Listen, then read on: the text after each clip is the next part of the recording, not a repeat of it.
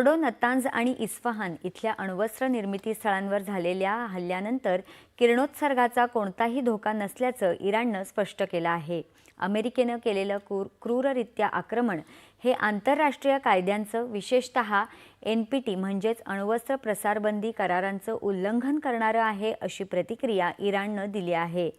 अणुसुविधांवरील हल्ल्यानंतर इराणच्या अणुऊर्जा संघटनेनं निवेदने जारी केले.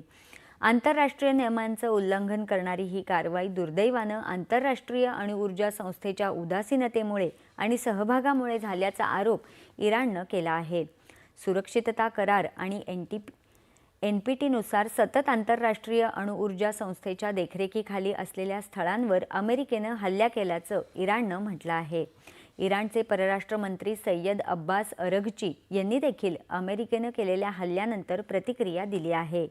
संयुक्त राष्ट्र सुरक्षा परिषदेचा स्थायी सदस्य असलेल्या अमेरिकन इराणच्या शांततापूर्ण अणुप्रकल्पांवर हल्ला करून संयुक्त राष्ट्र सनद, आंतरराष्ट्रीय कायदा आणि NPTचं गंभीर उल्लंघन केल्याचं त्यांनी म्हटलं आहे.